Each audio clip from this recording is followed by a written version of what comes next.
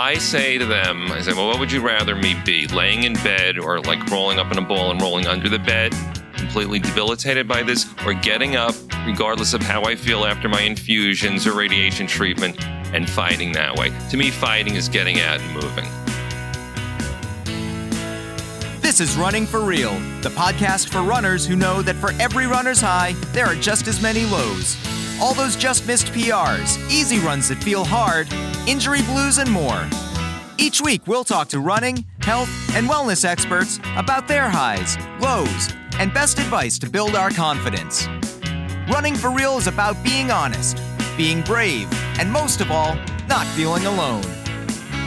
And now here's our host, Tina Muir. Hello, my friends. Welcome to episode 145 of the Running for Real podcast. Thank you so much for joining me today. I am really excited you are here, and this is such a special episode. I'm just excited to be able to share it with you.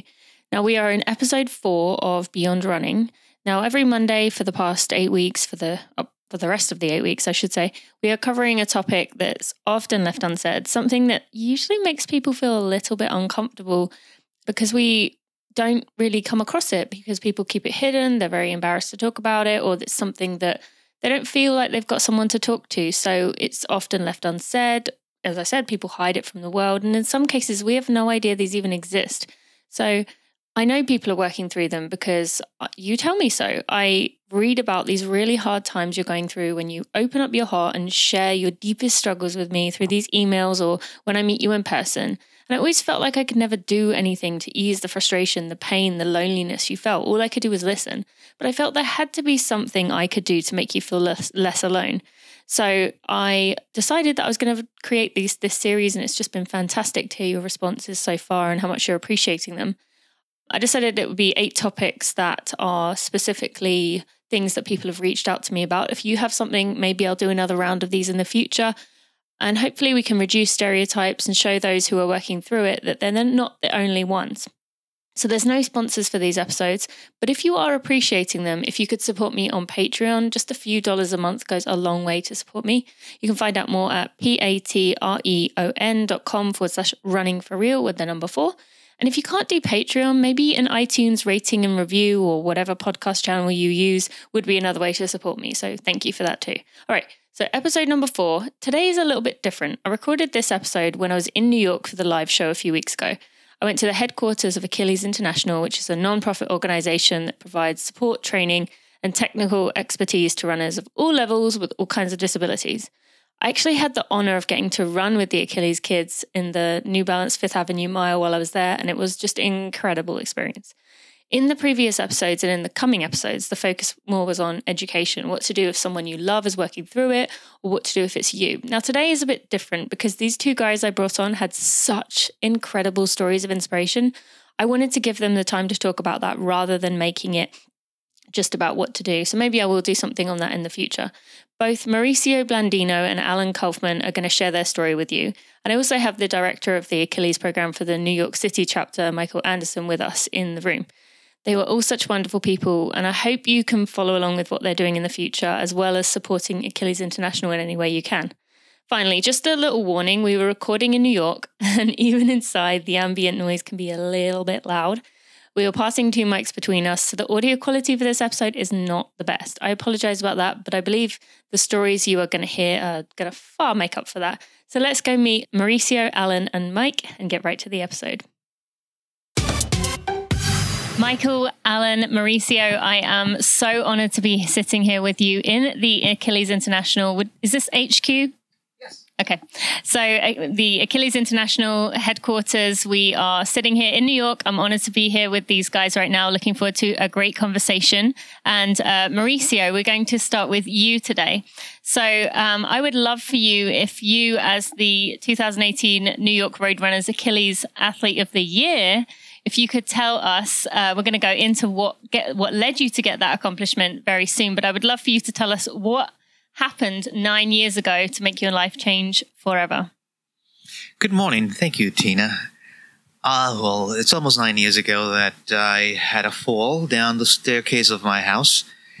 I was not aware that, it was a hard fall I had, but I was not aware that I had created a subdural hematoma. which I did not give attention to for almost a week until symptoms started to arise, balance, headaches, and I saw my doctor, and that's when they discovered that my cranial cavity was filled with blood, coagulated blood now, and excessive amount of cranial fluid.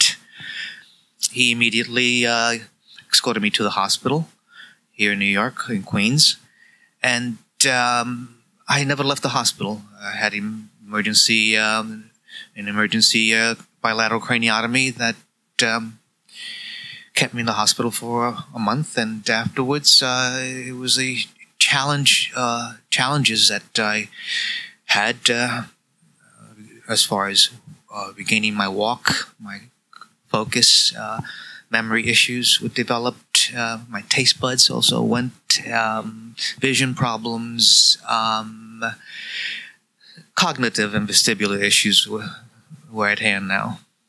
And when this was kind of happening, how you said you didn't leave the hospital. How long were you in there for? In the hospital, 4 months.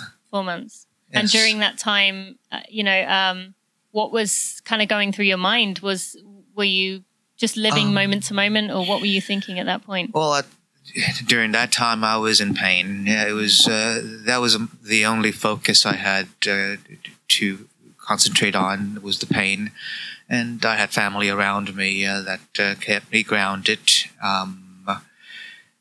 I was not taken out of bed for about 2 weeks, and that's when I noted that my walking had been affected. There's spasticity in the right leg, that the control of the right step in the right side of my body was affected. That's when I began to take note of the deficits that were at hand. Mm-hmm. And prior to this point, had you been someone who had ever had health issues? Was this the first time you had ever really had something kind of come up like this? Was it a big shock? This is the big wall I crashed into. No, I never had health issues. I was quite healthy, actually. I was a long-distance cyclist. I did a lot of charity rides, Boston to New York, AIDS rides several times, actually. Not into any sports with ball game sports. Okay. So cycling was my main focus.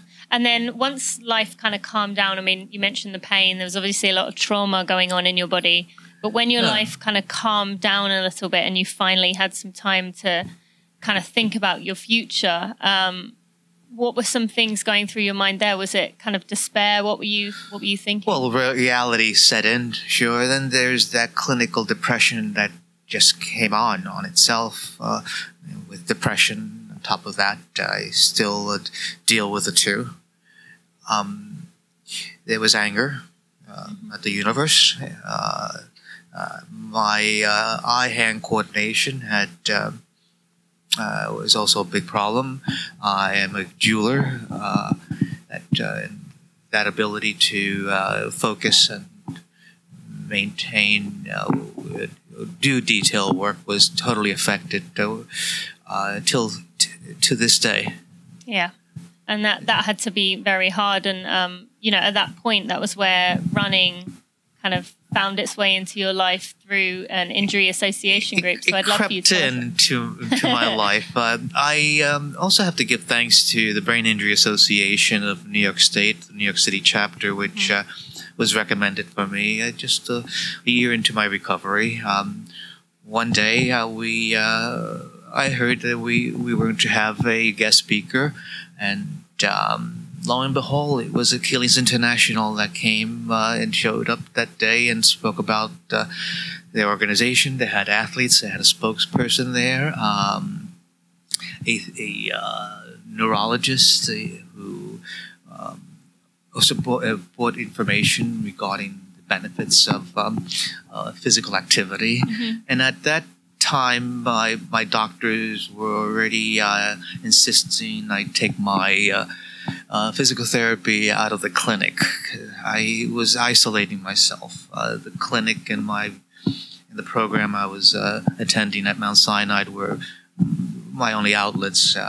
So within a week's time, I went to my first Achilles chapter gathering, and actually a group of us from the Brain Injury Association went that day. Okay. So that day I had support. Yeah, it didn't seem so intimidating. Yes, exactly. And once there, I was introduced to an array of athletes with various challenges, and it amazed me when I heard them tell me their stories of accomplishments, and they just didn't match the picture I've always had of a marathoner. I've always watched marathons on TV, and so I had my own set image of that typical athlete. But you don't have to be that typical image of an athlete to be a marathoner or a half marathon or just a runner in itself. What would you like to tell someone listening who maybe has that same image as you of a marathoner? Oh, no, drop that image. Absolutely. We can accomplish things with any ability, any physical status, structure. We just need the heart and the persistence and believing in yourself. And that took a little while for me to acquire that belief. Absolutely. Yeah. As it would, I think, with most people, regardless of how they come into running, that's usually the case. And I want to pass over to Alan now, just so we can learn a little bit more about you, and then Mauricio will come back and talk about what happened after that day. So Alan, let's kind of start with the beginning of your story. Running kind of helped you determine what had happened or what was going to happen in your life, how it was going to change. So tell us about what happened one day when you were running. Well, Tina, thank you for having us this morning. I was a runner, an avid runner for many, many years. I did my first New York City Marathon in 1992. I participated in 24 New York City marathons, 11 as an entrant and 13 as an Achilles guide.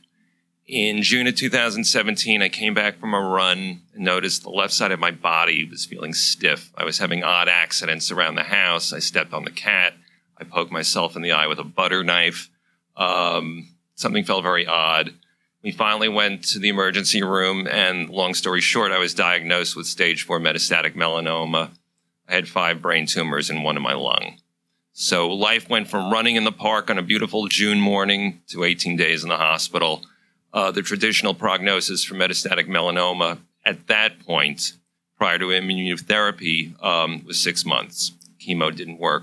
I endured 11 hours of back-to-back brain surgeries, spent the 18 days in the hospital contemplating life, figuring out where I was going to go. The first conversation I had with my neurosurgeon was, will I run again? Typical runner there. It was. He looked at me, and he was a smart guy, and I think a runner himself, and he nodded, and he said, you'll know when it's time.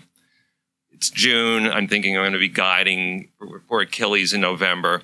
I kind of got that out of my mind, but I did take a victory lap around the hospital 2 days after my surgery, documented through pictures and videos that my family took. It was probably the greatest run of my life. Oh, I can imagine that would be the case. And, you said that running was something that you wanted to do as soon as you could, and you had that conversation with the doctor.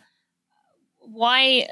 I mean, most people listening are going to know this already because they feel that same thing. All of the people in this room get it. But why was running the first thing, to a non-runner, hearing someone say that when someone could run when they're in a life-threatening position would just be like unheard of. Why they would ever think that. So what was it about running that made you want to get back to that? Running and the feeling of movement to me was a life affirmation, that if I could get out of bed, do a lap around the hospital ward, if a week after getting out of the hospital, I could walk around the block with my cane, if I could even aspire to a marathon 18 months out, it meant I was here, I was fighting, I was going to do my best to get through this any way that I could.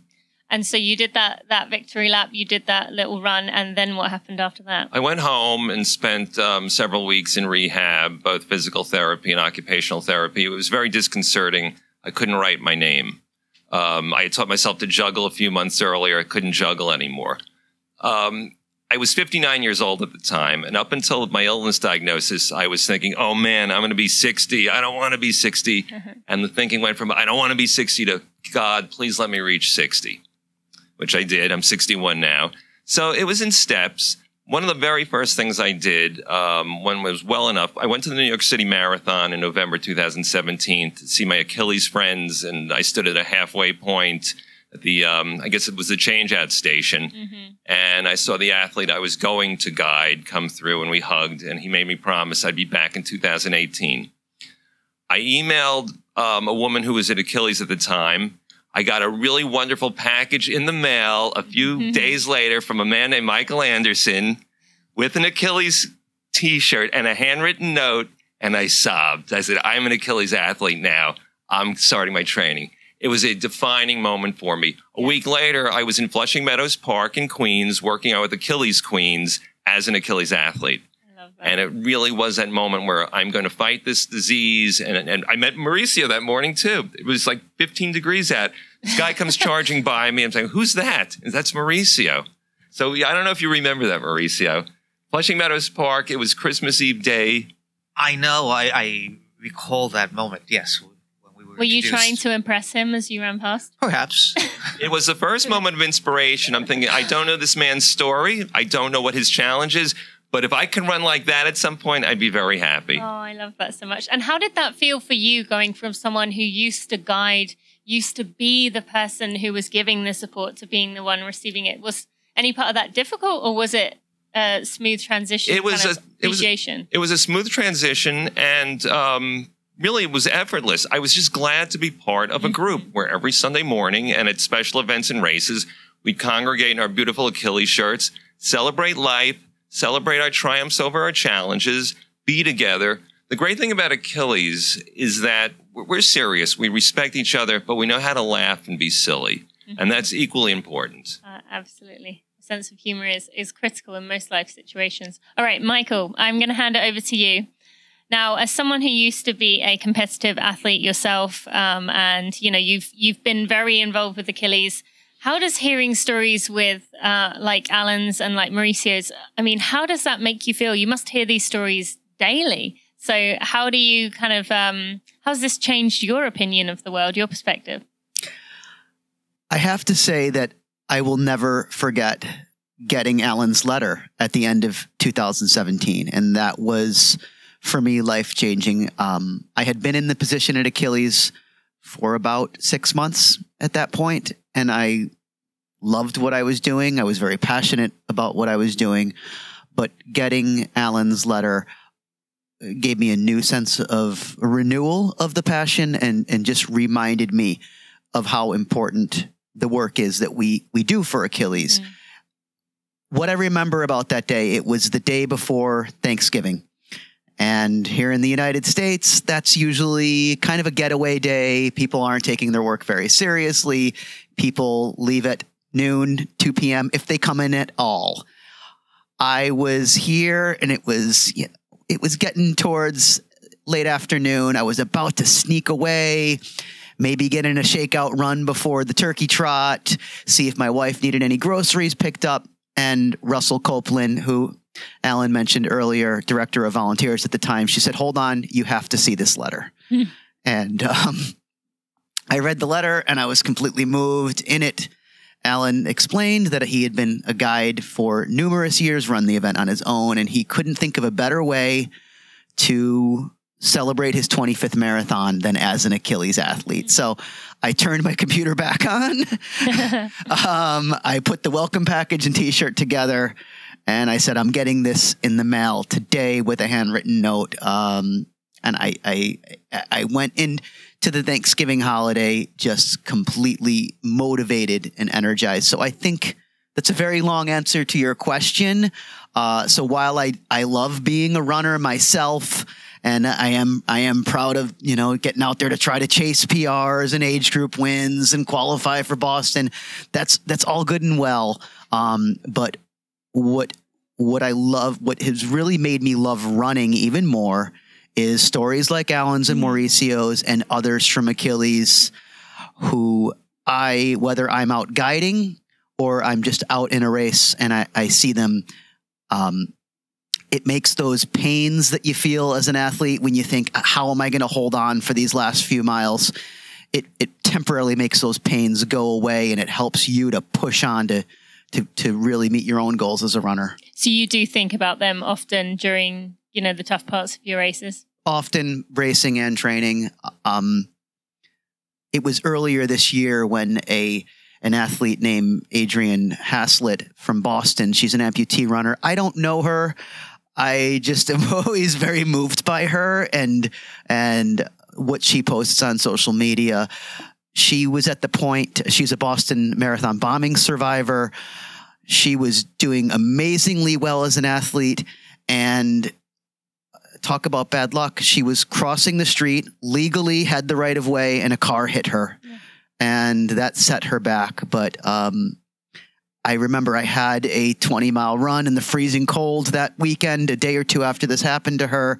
And every time I was trying to push the pace, I thought of her and what pain she was in the hospital, and how if she can overcome, I can overcome. Yep. And I think that's an important point that we all need to kind of keep in mind, because at the end of the day, there are these people like Alan, Mauricio, who are out there doing things, could have easily said, you know what, I'm just going to stay in and just take it easy and let life kind of pass me by, essentially. But no, they didn't do that. And we're going to dive into the stories in a minute, just a little bit deeper. But before we go on any further, Michael, tell us a bit about, by now people have got a gist of what Achilles International is, but tell us overall, kind of for someone who had never heard of it before this interview, what is Achilles International? Achilles International is a nonprofit organization, and what we do is we empower athletes with all different types of disabilities to mainstream into athletics, specifically running and adaptive sports like our hand cycling program, our triathlon program. We welcome people with any type of disability. Anyone with a disabling condition is welcome to join us. So people right away think, oh, you're the organization with the blind runners. Absolutely, that is true. But we have folks with MS, with CP, with brain injuries, recovering from life-threatening cancer surgery. Mm-hmm. Anyone who seeks to improve their lives to overcome a disabling condition is welcome to join us. And that's what's so awesome about Achilles. And we provide support runner guide runners to run or walk with them. So whether someone is looking to cover a 5K in under an hour or run a marathon in under 3 hours and qualify for Boston, we are welcoming of everybody. And that's what's so incredibly moving about the Achilles workouts in the organization. I love that.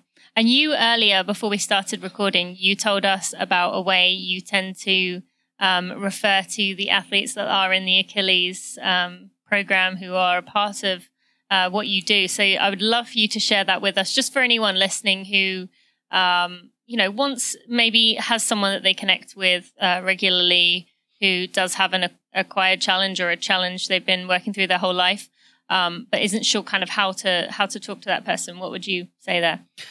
The first thing I'd say is to not be afraid to engage in a conversation with an athlete who has a disability.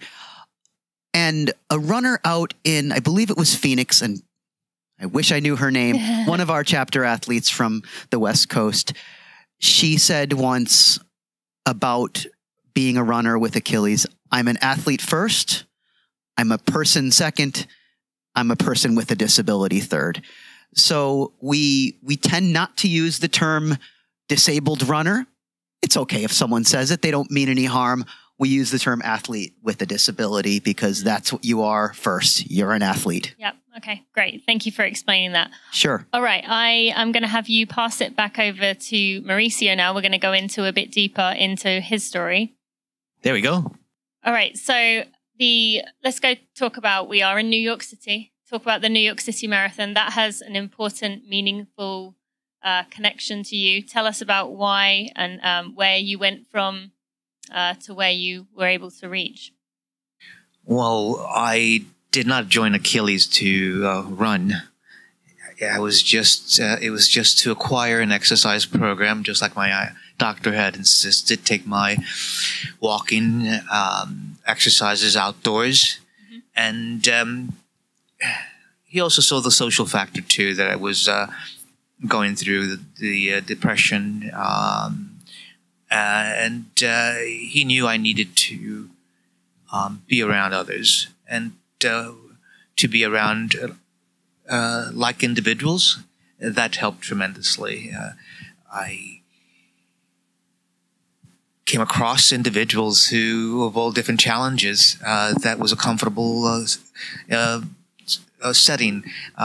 Hearing their stories, hearing how they've now moved on, using running or walking at any pace to enrich their lives. My first activities were to walk the bridle path in Central Park. Slowly, I began doing that, gaining my the rhythm of walking and holding that rhythm for X amount of minutes, doing it repetitively. I was assigned to wonderful individuals, guides, who another important factor to have these individuals to motivate you, to encourage you to move on. Big-hearted individuals, absolutely. So it was one step at a time that got me walking, and my pace, holding the pace, was the biggest challenge. Once you gain that the ability to get that rhythm back, the left and right of your coordination of your feet and legs, and arms to swing evenly, and holding it for a minute, 5 minutes, 10 minutes, and that slowly grew into half an hour. And then I started increasing my pace to a fast walk, and then a fast walk and jog and a slow run, and then to a steady run. It probably was about a year that I did my first race, the race for rehab. It was my first race, my first time ever crossing the finish line. So empowering it was to cross that finish line. I didn't get a medal. I didn't care about the medal. It just that I was able to complete this event on. That was the most incredible experience, really, and just crossing the finish just line. Crossing that finish line, and that. From that day on, I allowed running to take me to wherever it wanted to. I began to. I continued to meet with Achilles on Tuesday nights and Saturday mornings, and even days during the week with the guides and friends. Now, met through Achilles. We continue with our training, and I was not training for any events. I was just training for myself to get my body back, to gain control of my body. And the empowerment I received from my first race was the fuel for me to continue. Would you say you got it? You loved running by this point, or was it still... I loved what it was doing to my body. It was doing to my brain. My focus was... It helped with my focus, focusing and maintaining my rhythm, maintaining control of my body. That was an important thing, to regain control of my body. And it still is... in the fun of it, there's always fun around Achilles, and that also helped. Every time I go out for a run, there's fun there. To this day, I mean, no matter how long that run is, there's always fun involved, and that's really been an ingredient to my recovery.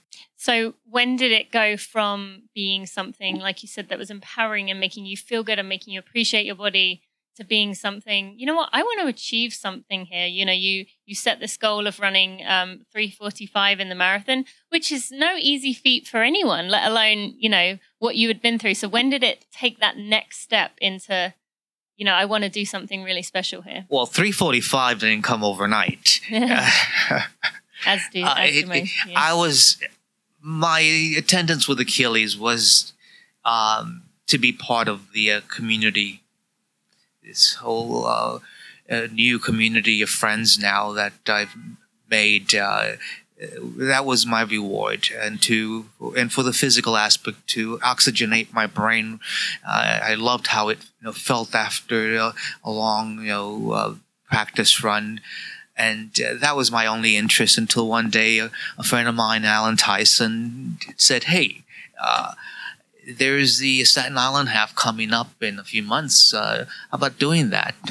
Alan is also a brain injury survivor, and we became friends from day one. So he understood what I was going through, and I already had begun admiring what his strength and how far he had taken his new ability. He's an Iron Man. Oh wow! So all this time I'm studying Alan to see where is he getting that out of from where is he getting that energy from? But we all have that energy within ourselves. We don't have to look far. It's there for our taking. So he gave me a training program, which I followed and continued. And then, long and behold, come that October, I am running the Staten Island half. And again, another sense of empowerment. But in between, just before that, my third event, my third race I participated in, my first medal was the Achilles Hopes and Possibility 5-miler at that time. Now we have a 4-mile race. But yes, I was now loving running. I was now loving the whole aspect of community, the effect it had on me. And I continued to challenge myself physically. I stopped looking at the finish line. The finish line was rewarding. I knew I could do that. I knew I could get across that line. But again, I felt my body growing and developing with every week that passed. And that's it's been my aim to recover as much of my deficits or horn them to the best as I can. And would you say running has had an impact? Even you mentioned things even as specific as your taste buds. Have most things tremendously, absolutely. It strengthened my core to be able to maintain my balance. I run very mechanically. I'm always conscious of where my right foot lands, controlling the rhythm of the flow of the movement.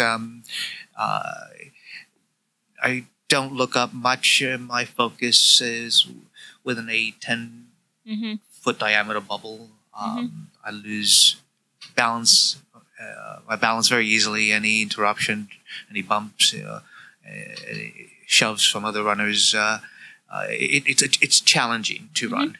Yep. Okay. Well, that even more impressive with what you've been able to do with it then. And what about the depression? You mentioned you had depression. Did that start to kind of slowly fade away? It's still there, but it's I've learned how to handle it. I learned how to not just handle that, but other aspects of my life. I have a full platter of things. I'm better now at handling situations, everyday situations, and big issues in life that pop up. I have more control of myself to be able to handle things now. Yeah. Okay. Well, that's good. And I want to actually talk about that in a little bit when we talk as a group about how that kind of side of things can affect it. But maybe Alan will continue on with the next part of your journey.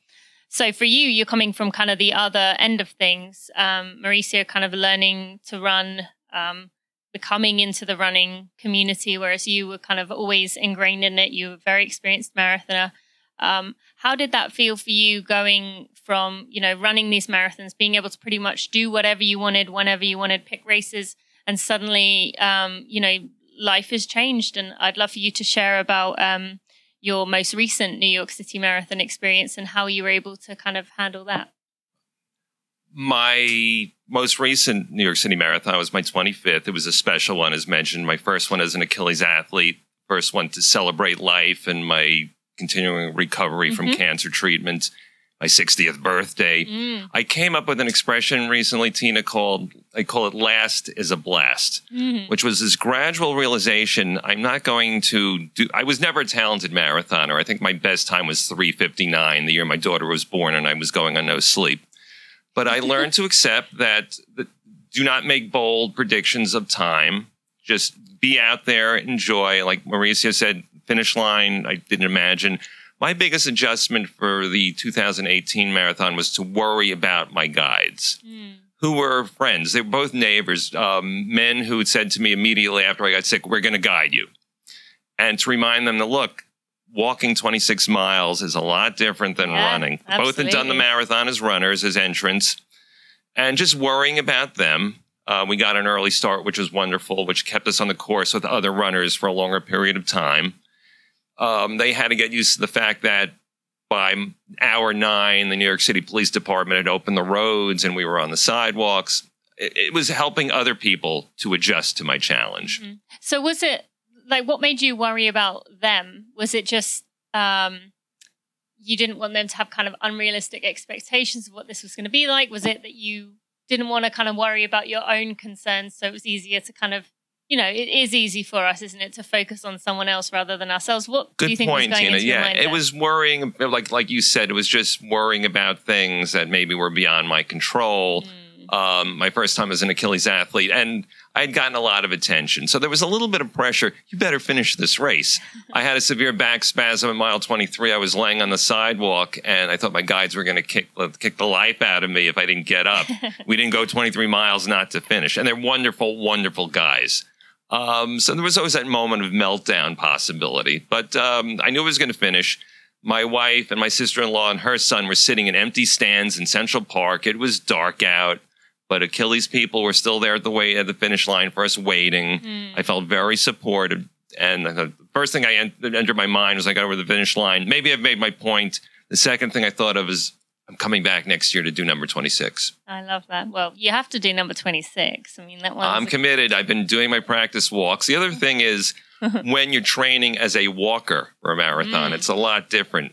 I'm still doing the requisite mileage in preparation, except this is kind of a duh thing, but walking 20 miles takes a lot longer than running it. And I did a long 20-miler 2 days ago, and it took 6.5 hours.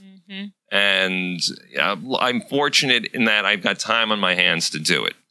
But training by yourself, I'm a writer, so I'm writing things in my head. I'm singing to myself. It's a mental game. A lot of it is a mental game, I find. I would love to talk about that just a little bit more because, the mental side of things, Mauricio mentioned he had struggled with, still is working through depression. And that is another thing that maybe isn't talked about when it comes to going through these life changes or people who have had these challenges their entire life.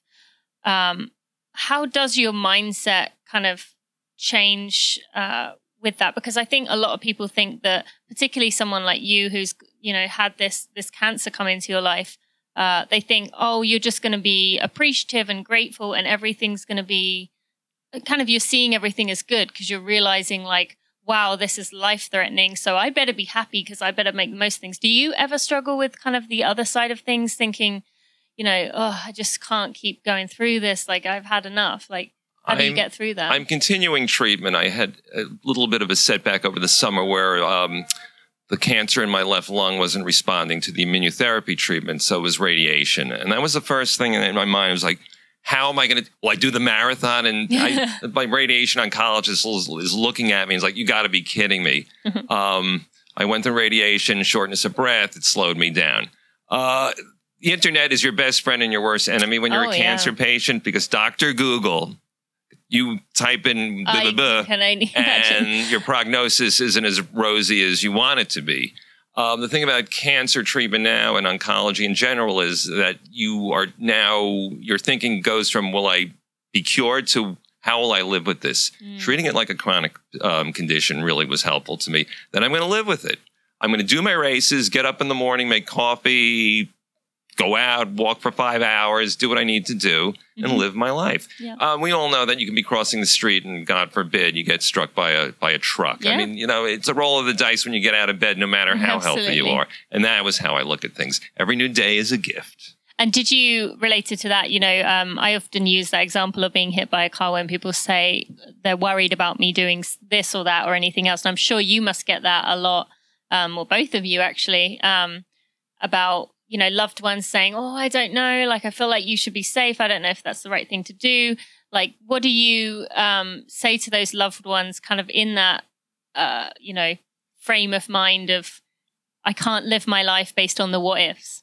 I say to them, well, what would you rather me be? Laying in bed or like crawling up in a ball and rolling under the bed, completely debilitated by this, or getting up, regardless of how I feel after my infusions or radiation treatment, and fighting that way. To me, fighting is getting out and moving. Yep. And that kind of shuts them down. I mean, I've got an older mother living in Florida, and she worries from afar. I've got 2 grown children and a wife. They worry closer to where we are. But it's my life. I'm unable to work, but I was a writer and an actor and a TV producer by trade, so I'm still able to write.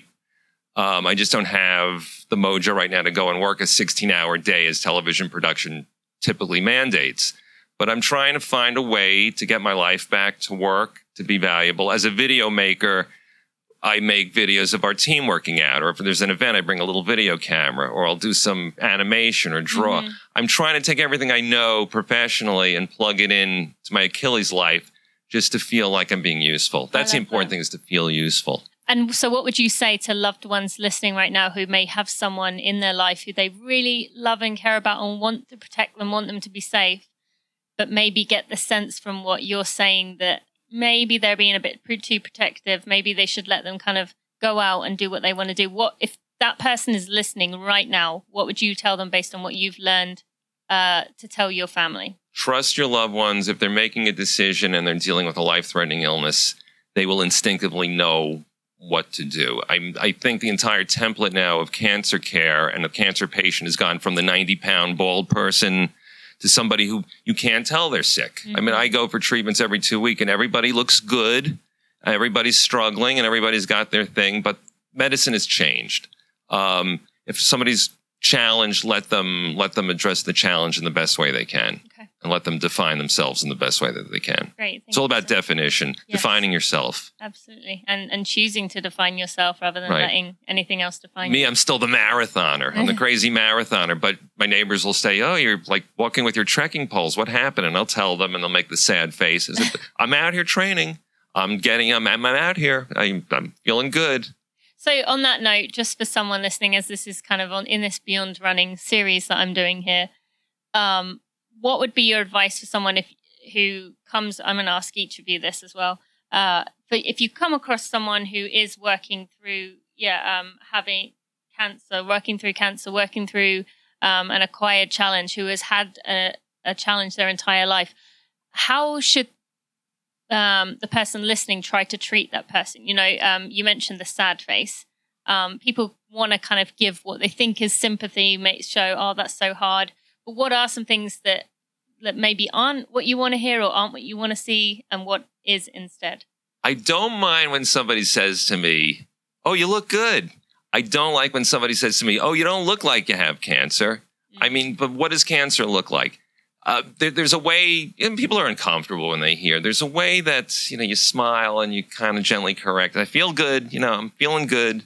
I think we have to practice in how we address people who are responding to our challenges. So you don't want to make them feel bad by saying the wrong thing, but a way of maybe correcting the way they think. Okay. Any particular suggestions you would say there for that?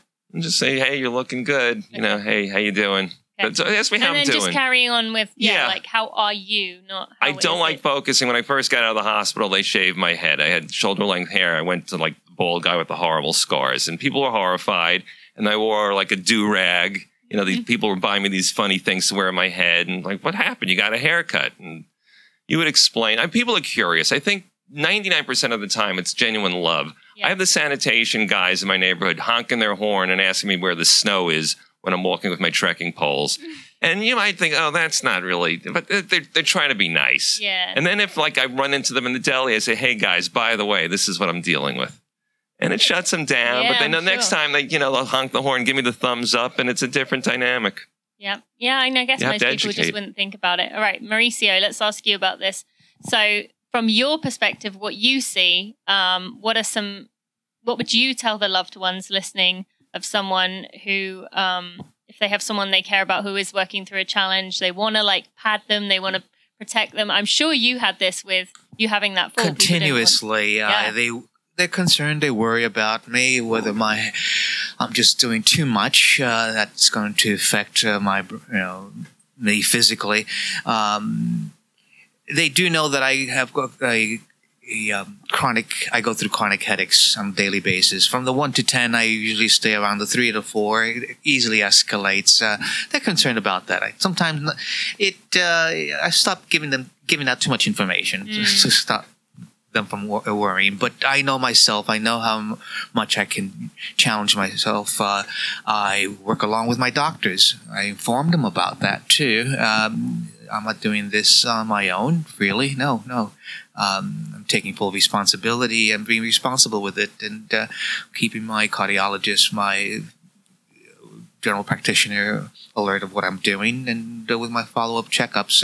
That helps to soothe my family members. Doctor's blessing. Yeah. Yes. And all I ask them is, listen, motivate me, encourage me to do more, because and point out from where I started to where I am now, and how great I'm feeling, how great my life is. It's a whole new platform that's been created here. Mm-hmm. And another thing too, it helps to educate individuals about brain injury. Yeah. Like Alan mentioned, that we have no physical note that people can see about issues here. So it gives me a moment to point out issues about brain injury, which is something that it's a new platform now. And I would like I'm an advocate for the Brain Injury Association, and the more I talk about it, the better it is, and more information needs to be out there. That there brain injury individuals that really show no symptoms outwardly, and it makes it easier for others to talk about themselves too.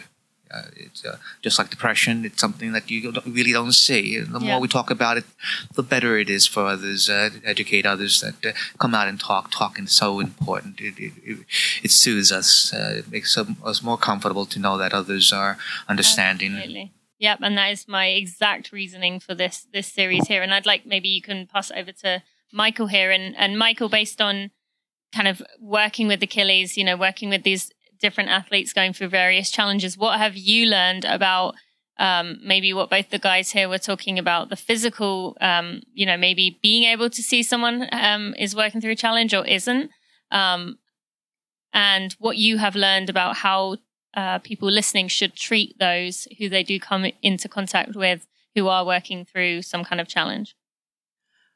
I love that Mauricio likes to say that running and Achilles has given him a new platform. Mm-hmm. That's one way of looking at it. I hear sometimes runners come out for their first time as guides, and what I do is I welcome the group in and I explain not every disability is visible. So you may be wondering, what am I doing here? Why am I running with this person? I say, be patient, be kind, be there as support. Gradually, over the course of however long you're walking or running, most likely the person you are guiding will become comfortable sharing what their disability is. So someone might be chugging along with Mauricio at a under 8-minute pace and wonder what's going on here. But they might learn at a certain point when Mauricio needs a break for balance reasons, or they might see him almost trip and fall, and they'll go, oh, okay, I get it. So I really do encourage people to not be afraid to ask questions and just be patient and let the process take place. Okay. And then what about the mental side of, Mauricio just said, the more we can kind of bring depression, bring especially the mental illnesses back out to the forefront to kind of talk about here. Do you see that as something quite common with people who are working through challenges, that they do kind of the grind of having to face this every day it kind of gets to people? And what have you learned with kind of working through it and how we can help people? As a runner, I've always felt that having a goal is helpful, and having a community, friends, supporters is so helpful in overcoming challenges such as depression, anxiety. And that was so much more reinforced when Achilles became a part of my life. I know personally, for me, it was 1999 when my father passed away. I had always said, I really want to get back into running. I had been a cross-country runner in high school, and I always made up a reason not to do it.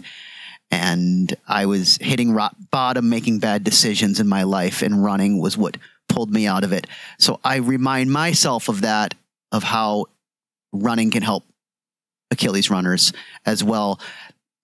One of our blind runners, Anthony Butler, he likes to say, I didn't have the means to travel when I was growing up with my family, and now Achilles is my family, and it's taking me to places that I never thought it would.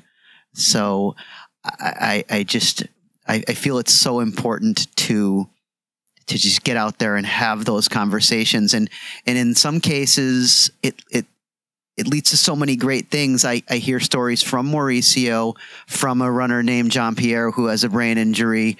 What I hear from them is, I've been running and I feel so much better. And when I went to see my doctor has now lessened my medication, or even temporarily taken me off of my medication, which was never possible before. So is that directly related to running? I don't know, but I hear these stories so many times, and it just really reminds me of how important this community is. I love that. Thank you so much. And so you being the director of the New York City chapter of Achilles International, for someone listening, if they are in New York, have obviously got an easy way in to get involved. But if someone is somewhere else in the US, and I think you're just US. We are international. Oh, international. You can find us in Japan, Mongolia. Yep. We'd be here all day if I described all the chapters. Okay, so tell us, where's the best place for people to go find out more information? What about someone who, would love to be like Alan was, a guide for someone? Like, where can people find more, and what can they do to be involved? AchillesInternational.org. If you want to volunteer, click on the volunteer section. Or you can click on chapters. It'll take you to New York City chapter, where you can find information on volunteering as a guide with us on Tuesday nights in Central Park, Thursday nights in Prospect Park, Brooklyn, Saturday mornings in Central Park, and Sunday mornings in Queens, of course. Mm-hmm. Okay, great. And for someone who is in maybe a city where there isn't a branch of Achilles, what can those people do? Our director of national chapters, Ellie Cox, will send you a very nice letter with a T-shirt and explain how you can get out there as an athlete with disability and what resources might be available to you. Okay. And certainly will provide opportunities for you to run with us at a race. So maybe someone is able to train with a friend who's a guide runner, but maybe they can't bring that person to New York City to run the marathon. We'll provide that guide for the marathon if necessary. Mm-hmm.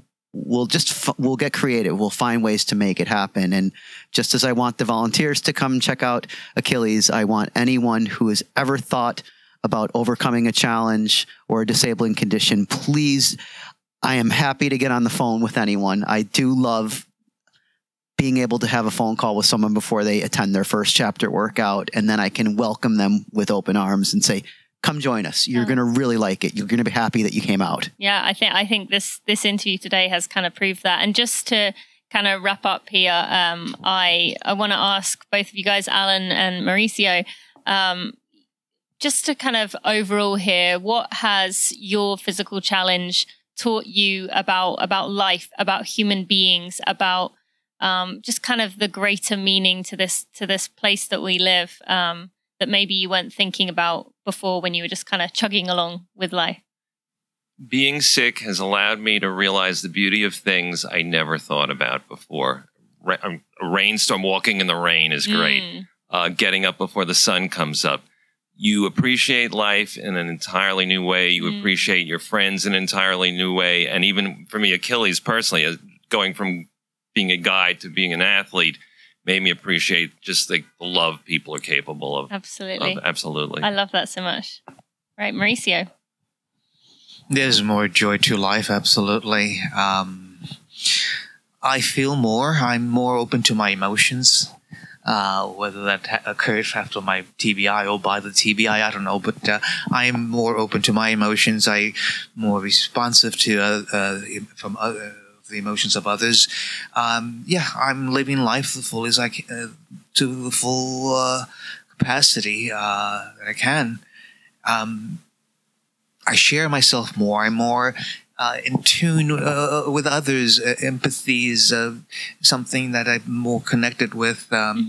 And that's allowed me to share my experience as a runner, as a survivor of a brain injury, and encourage others in my organization, the Brain Injury Association I'm with, to come and go out and with friends and with this chapter and regain control of your life again, because the ability is there.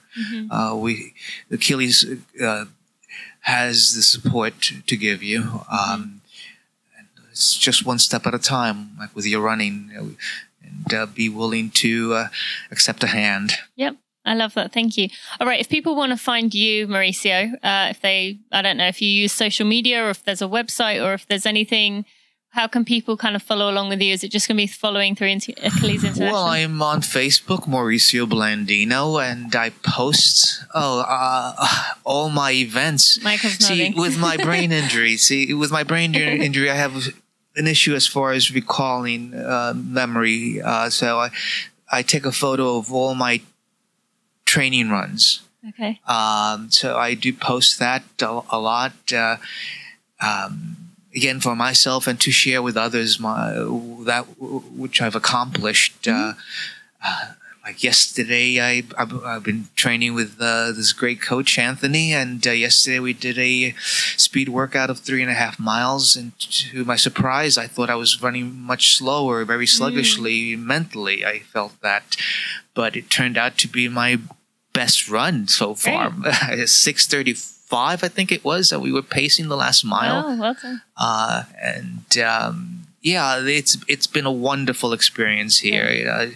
I did, with the 3:45 that he mentioned, my finish time for New York, I was able to qualify for the Boston Marathon for my age group, giving them 10 extra minutes. So that was the Boston just gone? Yeah, and for this new one too, hopefully. I'll use that same time. I believe they'll accept that. Yep. It's the qualifying time for 60 plus years. Great. Awesome. Well, thank you so much. All right. Alan, what about you?